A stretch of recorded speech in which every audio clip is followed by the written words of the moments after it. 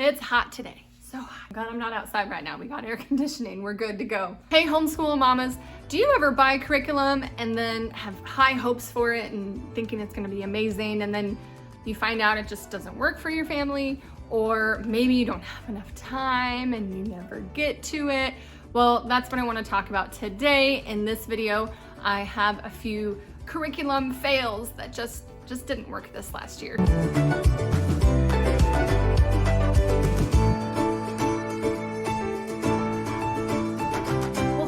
If we haven't met yet, hi, I'm Ashley. I am a homeschool mom to 3, and we love to talk about biblically based curriculum, affordable homeschooling resources, all under the umbrella of Charlotte Mason inspired homeschool. So if you like things like that, I would love for you to consider subscribing. Today's video is in collaboration. Woo! My friend Anna over at Just Making It Work and I are joining together, and we're sharing with you our curriculum fails. So after you watch my video, you definitely want to go over and check hers out, and then let her know in the comments that I sent you over there, and you have got to subscribe to Anna.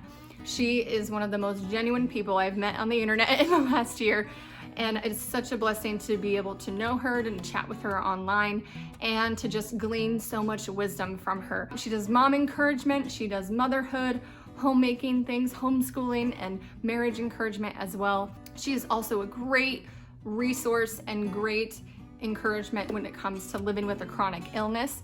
She and I have talked about this quite a bit together on private messages, but I cannot say enough good things about Anna. So go over to her channel if you have not met her yet, subscribe, watch her video, and enjoy so much wonderful wisdom from her.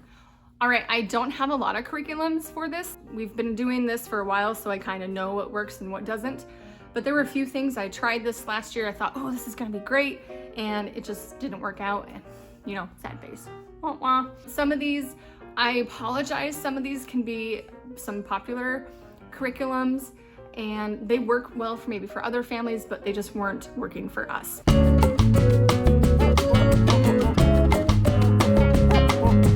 So I'll start with this one. This is a less popular one. We tried writing strands, and really some of the fails here for this curriculum fails are user error. They may be because I didn't enforce it enough. Does that make sense? Like, it's not the curriculum itself. I just may have picked too many things to do and I needed to cut things. So one of those things was writing strands. I do love the concept. It was really neat, really simple. It's basically kind of a step-by-step process on how to write nonfiction. And we chose level 3 because that's what they recommended for the 4th, 5th grade age. It was just very simple, step-by-step, you know, do this, then do that. And I would just basically say it's like a writing prompt, like a big book of writing prompts. I just have a daughter who, if she doesn't feel like writing, she won't write. So I couldn't convince her to use this. I don't know. There's a lot of stuff I tried, bribing, all those things. And eventually I said, you know what, it's not worth the fight. We're gonna try something else, and decided to just nix it. But I also noticed that with this, there wasn't enough examples, and I feel like you have an intuitive writer, or if you are an intuitive writer, then it would have been great. I think there were just certain pieces that were missing that other curriculums may do better, or we just need to find our drive with writing. So this one was a fail, I guess, this last year. Okay, also when it comes to language arts and writing, I was so sad. I really, really wanted this. This was definitely a user error. It's not the curriculum's fault, or group or curriculum or tool, is Brave Writer. And I had high hopes set out to do the arrow guides and some of the quiver guides or dart guides for some of our read alouds. And what I ended up doing, it was just too much with what I was trying to, all the stuff I was trying to do, and I couldn't get it in consistently, unfortunately. So we did use the books that Brave Writer, that Julie Bogart suggested for her dart guides and some of her arrow guides. We used a lot of the books, like The Mouse and the Motorcycle, Sarah Plain and Tall, oh, The Wild Robot Returns. Those were all from Brave Writer, basically. And for 2 of those, maybe 1.5, I kind of used the dart and arrow guides. And then for the rest, we ended up just reading it and talking about it. And I didn't give them any writing assignments or grammar assignments from it. And I just couldn't fit it in with how we were doing school. So I'm so sad. I really do like Brave Writer. The Jot It Down and their partnership in writing projects were really, really great for us in the past couple years, but I was not able to get it in this year, and it just didn't work.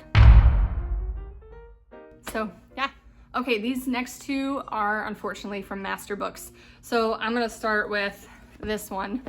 More Than Words, Living Faith Bible Curriculum. I bought level 1 for my younger 2 kids to share, and then I bought level 2 for my oldest to use.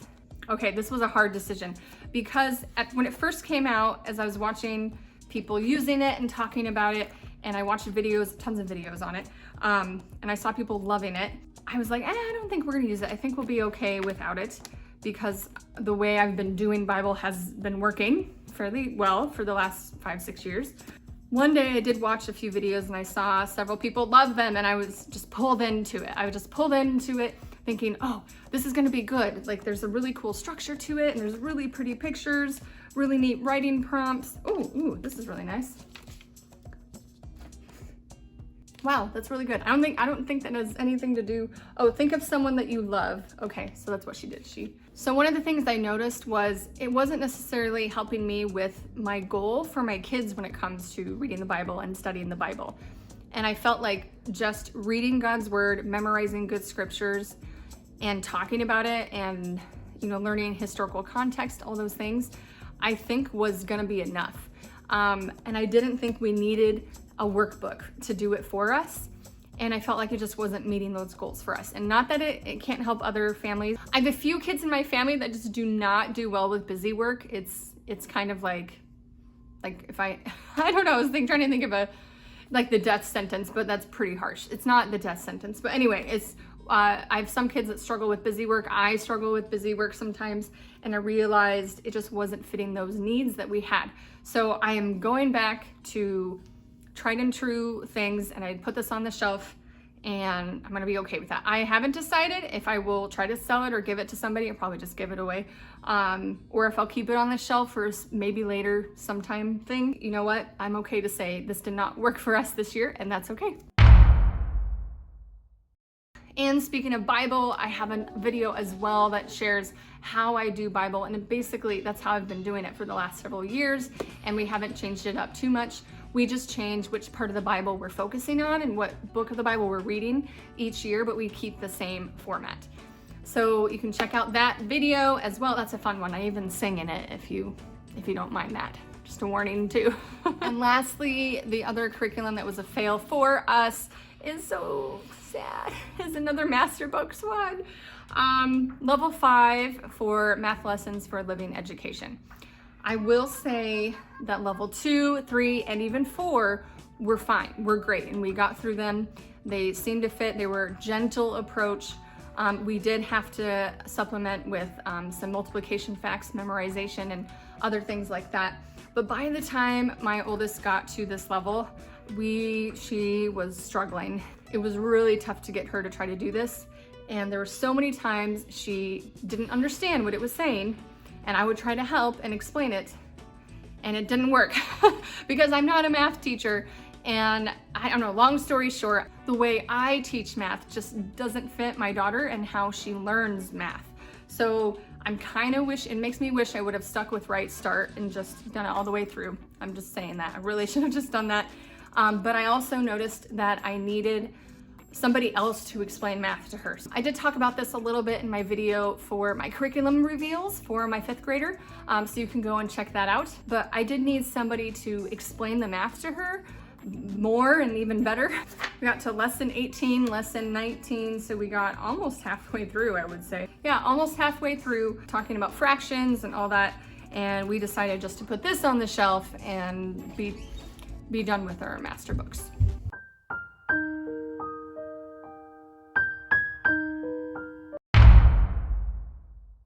I did do another video on Is Master Books Math Enough? So you can check that one out as well if you're curious. There really wasn't too much. Again, I'm so sorry from the bottom of my heart if you love any of these curriculums, but they just did not work for us this year, and I'm also just sad too. But part of the reason I notice is, like I said, user error.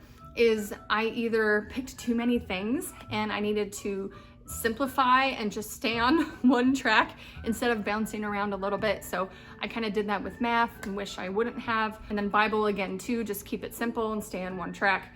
So my encouragement for you is when you do find those curriculum fails, number one, don't be afraid to drop it. Even if it's something popular and other people like, don't be afraid to drop it. It's okay if it doesn't fit you.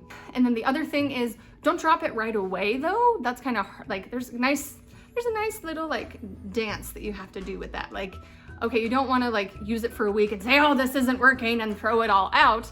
You don't want to do that, but you do want to use it enough, like a few weeks, maybe 5-6 weeks at least. And then, you know, if it's not working, then just drop it, not a big deal. I know it's so hard when I think about the money I invested in some of these curriculums, and you know, that's just hard. You just have to, you know, let it go and move on. Maybe see if you can resell it if it's something that's partially used. Maybe work on getting a big eraser and just erasing out of it. But I know sometimes some of these are not resellable, and you just have to take a deep breath, move on, and not think too hard about the money that you did put in to that curriculum that didn't work. And then the last thing, again, like I mentioned earlier, is you want to make sure you don't pick too many things. I've always been one who with curriculum that I'm like, the more the merrier. But I've learned, for me and for my kids' sake, it's not good. It's not the more the merrier. You want to stay on focus. You want to keep it simple. You want to stick to a few good things that you know work and not try to squeeze every little thing in. And I know part of that comes from the fear of missing out. I totally get that. That is exactly how I operate. You know, I see this family over there using master books, or I see this family over there using Brave Writer, and I'm like, oh, it looks so good. Look at their little family. It's so pretty and it's lovely.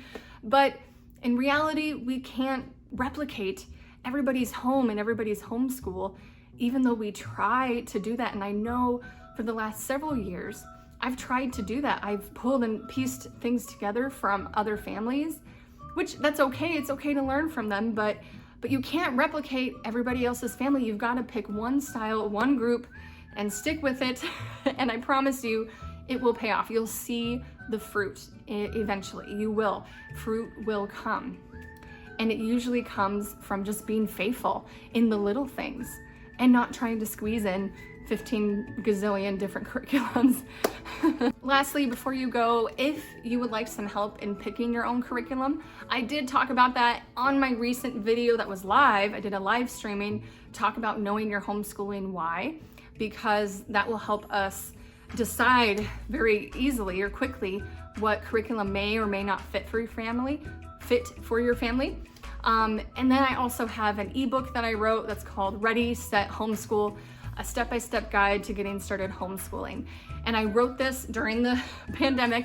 I wrote this for the homeschooling mom who just wanted help, who didn't know where to start, who saw all the options out there and wanted someone to hold their hand and say, hey, this is what you should do. Well, first off, you should find a friend in person and go ask them. But if you don't have that, I would love to help you. And I made this resource just for you guys.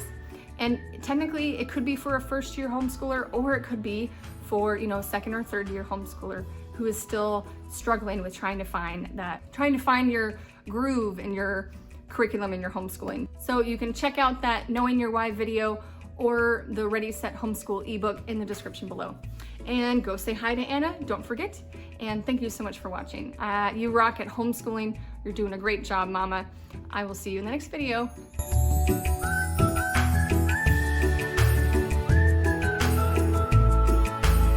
Figure out how to explain why it didn't work for us and it was a fail for us, and this was a mistake in me buying it. So we did use,